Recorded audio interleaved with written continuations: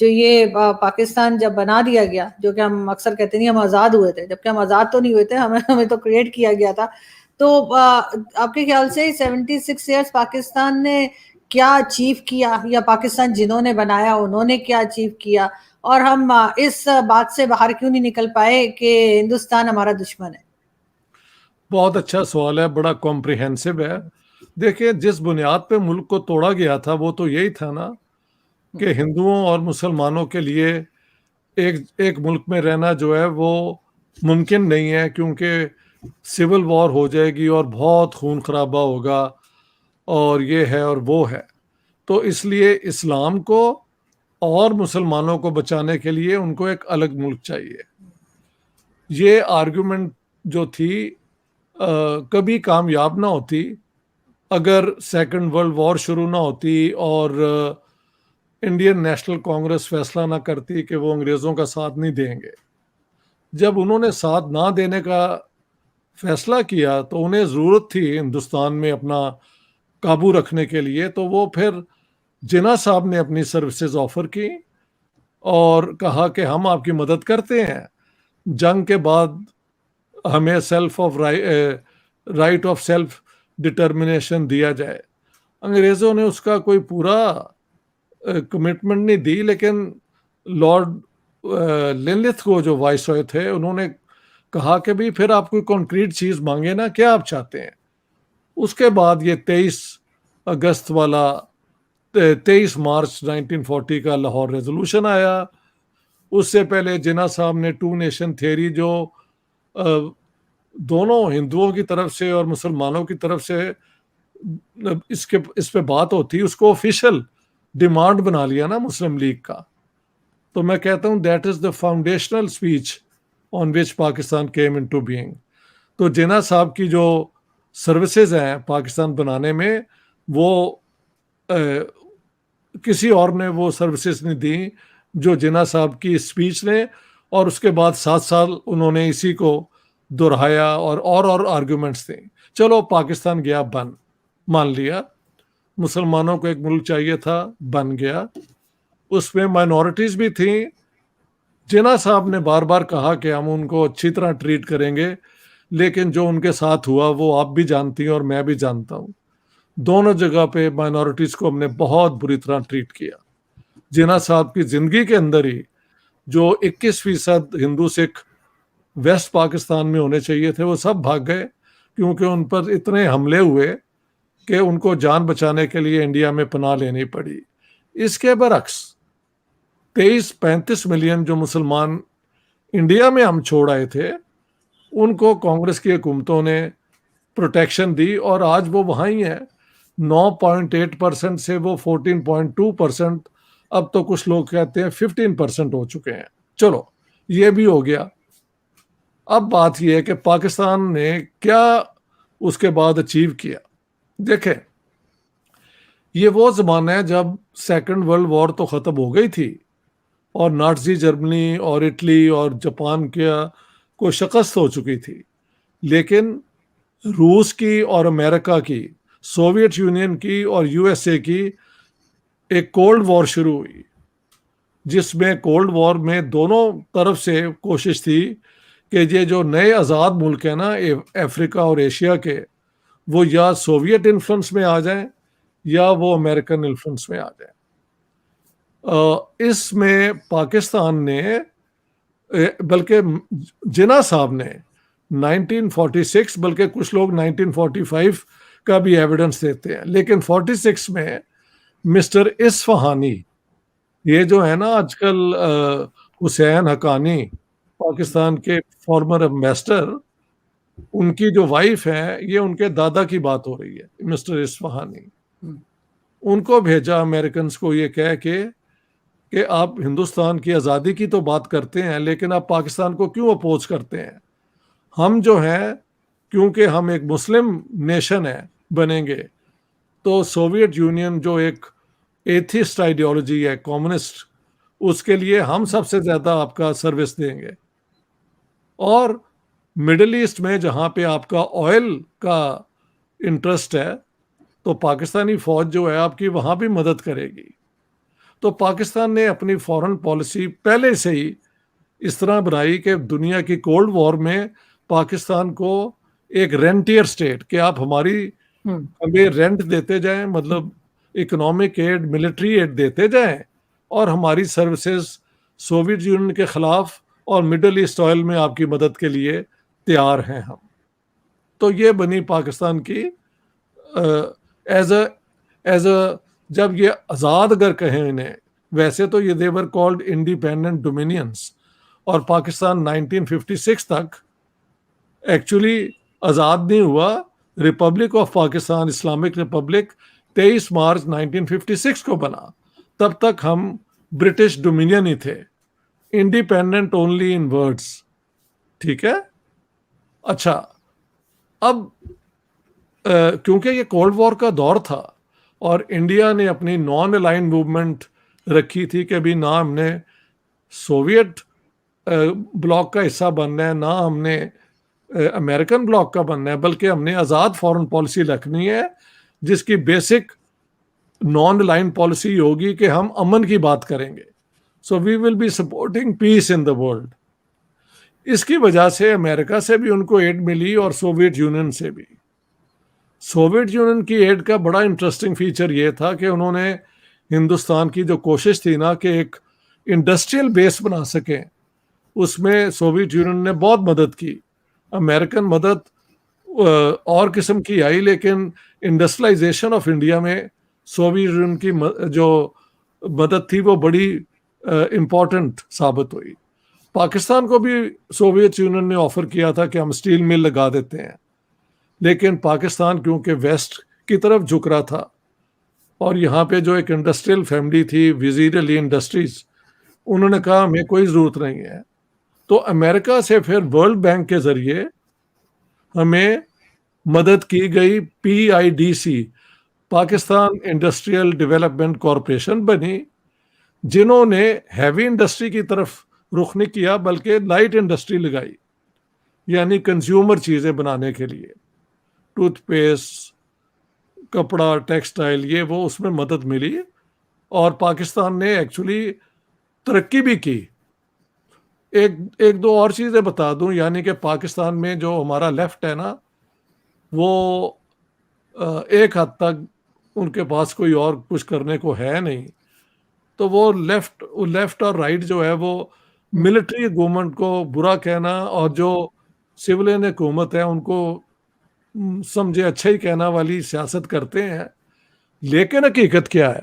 حقیقت یہ ہے کہ جب ایوب خان صاحب نے 58 میں ملٹری حکومت قائم کی تو تھی وہ ڈکٹیٹرشپ، لیکن انہوں نے 2-3 بہت بڑے کمال کیے. انہوں نے پہلا لینڈ ریفارم کیا. اس سے پہلے لینڈ ریفارم کو نہ جناح صاحب نے سپورٹ کیا نہ لیاقت علی خان نے، بلکہ فتوے لے لیے علماء سے کہ اسلام کے اندر لینڈ ریفارم کی کوئی گنجائش ہی نہیں ہے.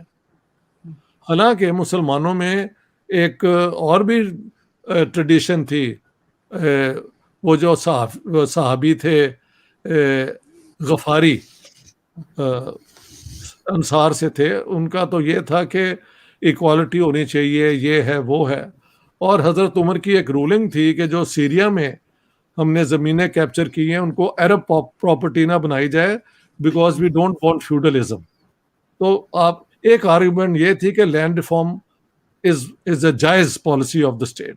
لیکن نوابزادہ لیاقت علی خان نے فتویٰ لیا مولویوں سے کہ لینڈ ریفارم کی کوئی ضرورت نہیں ہے. البتہ ایوب خان نے لینڈ ریفارم کی ہے. سیلنگ بہت بڑی تھی، 500 ایکرز اریگیٹڈ، 1000 ان اریگیٹڈ، لیکن لینڈ ریفارم ہوئے. اوکے، اچھا بالکل جی. اچھا ایک اور بات سنیں، جو آج مجھے بلکہ میرے کسی کے گھر گیا ہوا تھا، میرے پاس ایک سٹیمپ ملا ہے مجھے پاکستان کا 1960s کا، جس میں پاکستان نے فیملی پلاننگ پالیسی اختیار کی تھی اور اس میں کہا گیا تھا کہ 2 children are the best for a family. یہ بھی ایوب خان کے دور میں، اور مجھے یاد ہے بڑے بڑے پوسٹر ہوتے تھے اور ڈپارٹمنٹ بنا تھا فیملی پلاننگ کا کہ آپ فیملیز پلان کریں، 2 بچے would be the ideal.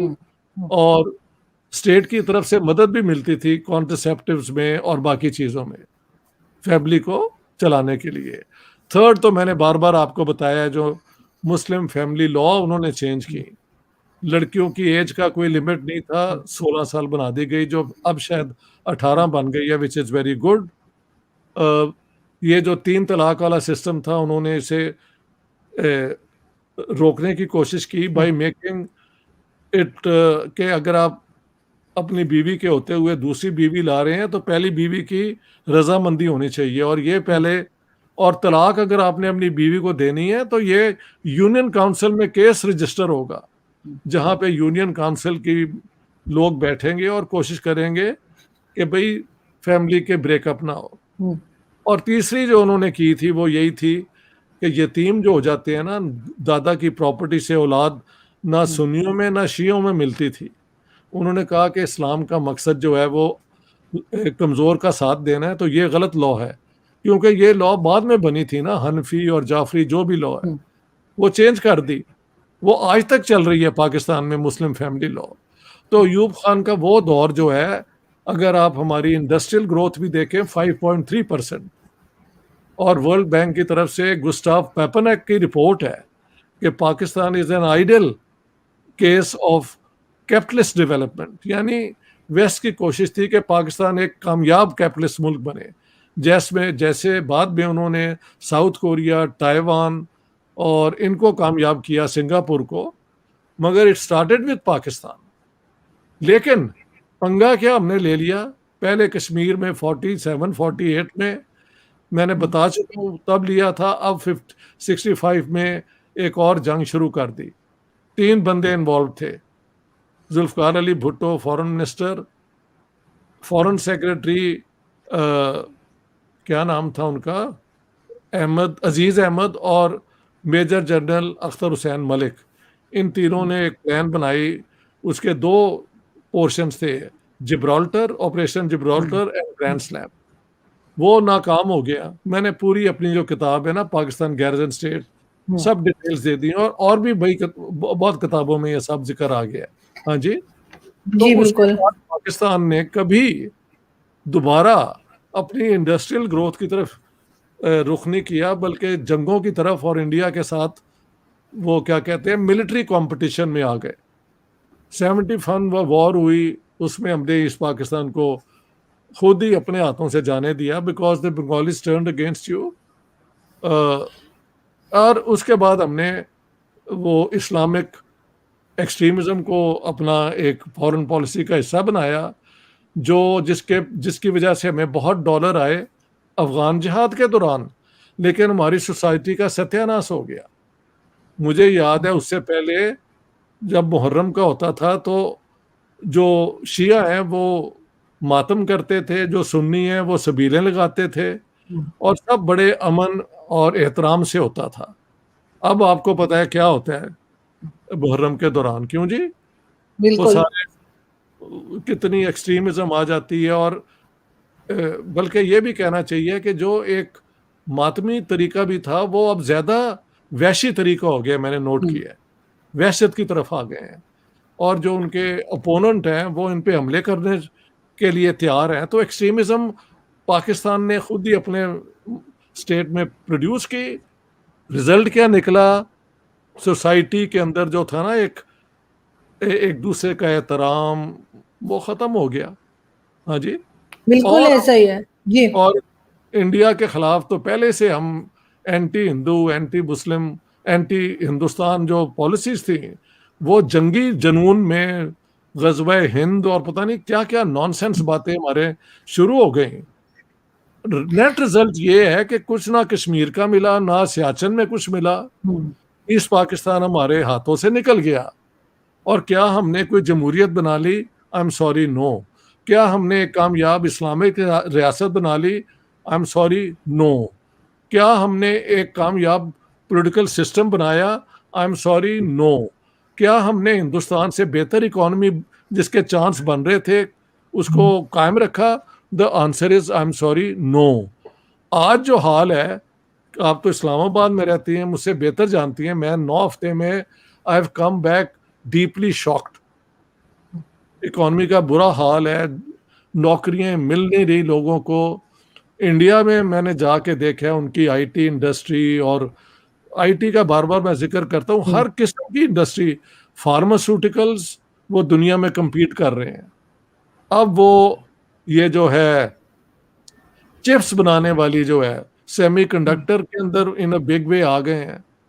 So India جو بھی ہے اپنا ڈائریکشن صحیح ہے, ہم نے سارے ڈائریکشن جو ہے نا غلط رکھے, اور 76ویں جو ہوگی پارٹیشن کی جو ہے اس میں ہے کہ پاکستان نے زیرو اچیومنٹ کی ہے.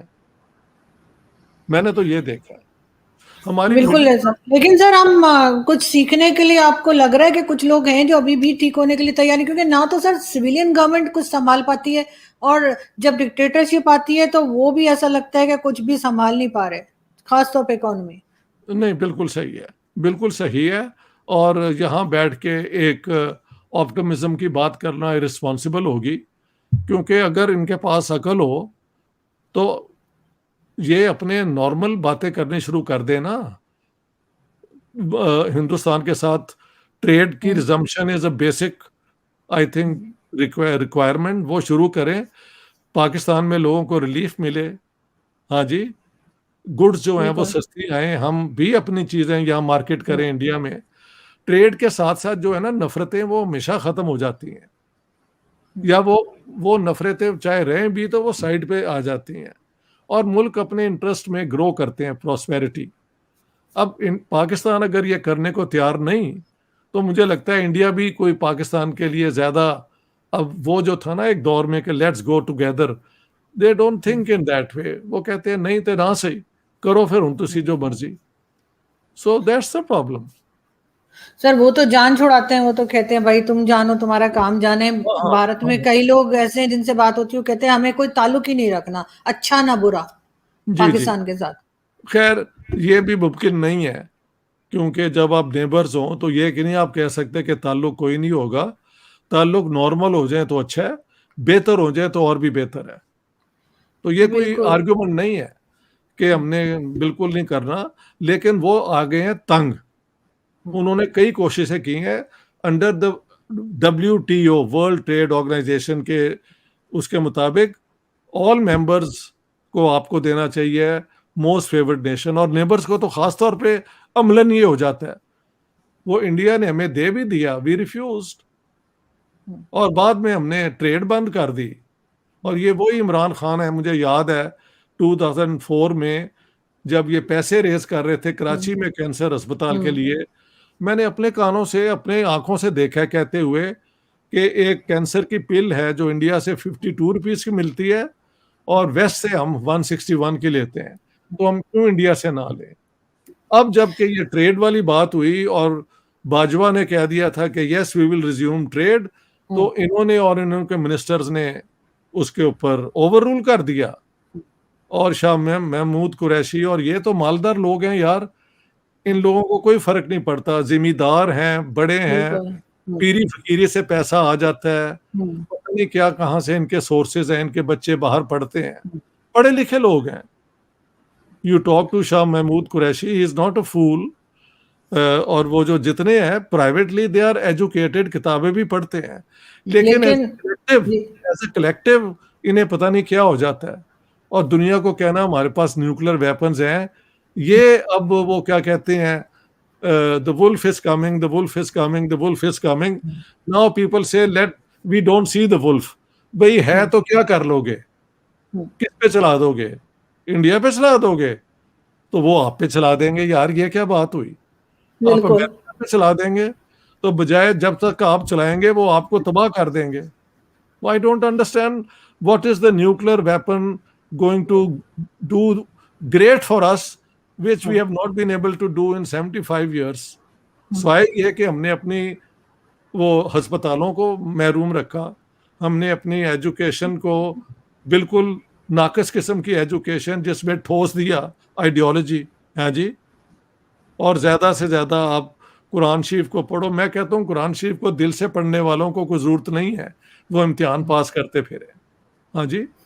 مگر امتحان میں اگر آپ لے آئیں گے تو لوگ وہی چیٹ کریں گے, پھٹو وہ ہاتھ پہ لکھ کے لے جائیں گے، جو کہ ہوتا ہے، مجھے تو پتہ ہے ہوتا ہے سر، ہوتا ہے بالکل. اس میں کوئی احترام نہ قرآن شریف کا ہے نہ حدیث کا ہے، وہ صرف امتحان پاس کرنا ہے. تو سر میں یہ ساری جی پالیسیز جو ہے نا، what is lacking is a vision. What do they want to do with Pakistan? I have no clue. Jinnah had no clue.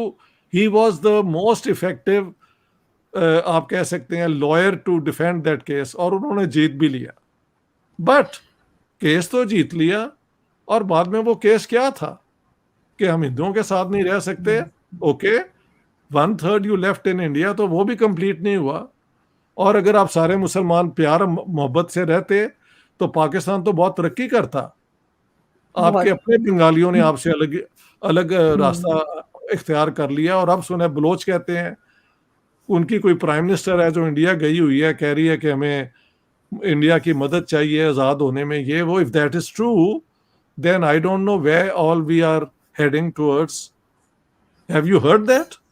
سر وہ خیر اس پہ تو سر وہ عجیب ہی مجھے لگتی ہیں، بلوچستان کی پرائم منسٹر، یہ تو کچھ بالکل ہی وہ الگ. میرا مطلب ہے ایک سینسیشن ہے. میں نے وہ شیلا خان سے اس نے مجھ سے پوچھا، میں نے کہا بات سنو، اس طرح تو کئی ایگزائل میں حکومتیں بنتی ہیں. ہاں انڈیا ہیز نہیں، نو اس کی بارڈر. کوئی اہمیت نہیں ہے.